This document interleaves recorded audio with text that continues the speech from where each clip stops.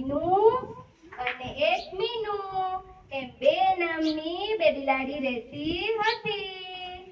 ટીનું અને મીનું બે પાકી બેનપણીઓ. જ્યાં જાય ત્યાં બંને સાથે ને સાથે. એક દિવસ બે ફરવા નીકળ્યું.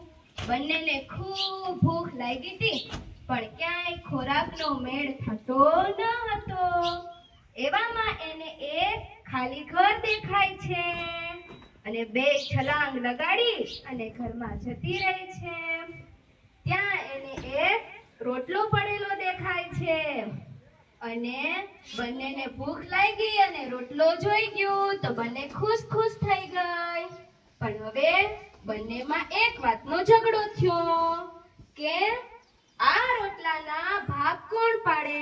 ટીનું કહે હું ભાગ પાડીશ અને આપણે બે ખાશું. તો મીનું કહે ના ના, તું વધારે લઈ લે તો હું ભાગ પાડીશ અને આપણે બે ખાશું. એમ બંનેમાં ઝઘડો થવા લાગ્યો.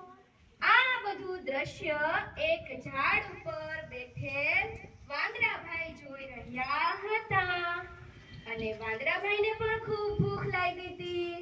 એણે તો એક સરસ યુક્તિ વિચારી અને છલાંગ લગાડી ઝાડ પરથી ઘરમાં આવી ગયો અને ટીનું અને મીનુને કહે કે ટીનું બેન એ મીનું બેન, શેવાનો ઝઘડો કરી રહ્યા છો તમે?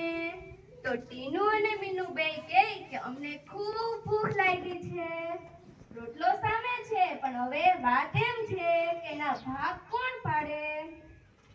તો વાંદરાભાઈ કે એમાં શું ચિંતા હોય બેન, મારી પાસે એક ઓજાર છે, એનું નામ છે ત્રાજવું. એમાં હું રોટલાના બે ભાગ કરીને મૂકીશ અને સરખે સરખા તમને ભાગ પાડી આપીશ. તો ટીનું અને મીનું બે તો બહુ ખુશ થઈ ગયા અને વાંદરાભાઈની વાત છે ઈ માની ગયા અને વાંદરાએ બે રોટલાના કટકા કર્યા. એકમાં થોડુંક વધારે રાખ્યું અને એકમાં ઓછું રાખ્યું, એટલે ત્રાજવું છે એ નમી ગયું. હવે શું કરવું? કોને વધારે કટકો આપવો, કોને ઓછો આપવો? વાંદરાભાઈ કહે કે એનો પણ ઉપાય મારી પાસે છે. જે વધારાનો કટકો છે એમાંથી હું થોડો ખાઈ લઉં એટલે બે સરખા થઈ જાય.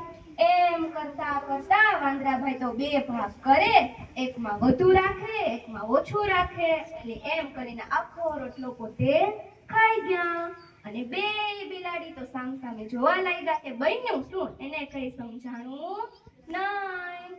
તો વાંદરાભાઈએ જતા જતા એટલું કીધું કે બિલાડી બહેનો, જ્યારે આપણો ઝઘડો હોય અને એમાં કોઈ ત્રીજું વ્યક્તિ આવે ત્યારે આમ જ થાય. આટલું કહી અને વાંદરાભાઈ તો છલાંગ લગાડી અને ઝાડ પર જતા રહ્યા અને ટીનું અને મીનું બે તો સામસામે જોતા રહ્યા. એને તો ખ્યાલ જ ન આવ્યો કે ખરેખર બન્યું શું. પછી બેએ એકબીજાને સારું એવું યુક્તિ આપી કે હવે આપણે જ્યારે પણ આવું કંઈક વસ્તુ મળશે તો ક્યારેય આપણે આપસમાં ઝઘડો કરશું નહીં, બંને સાથે મળી અને એનું સમાધાન છે ગોતશું. આપણી લડાઈમાં ક્યારેય કોઈ ત્રીજા વ્યક્તિને આવવા દેશું નહીં. અને બંને પાકી બેનપણી છે એ પાછી ખોરાકની શોધમાં ગામમાં જતી રહી. Thank you.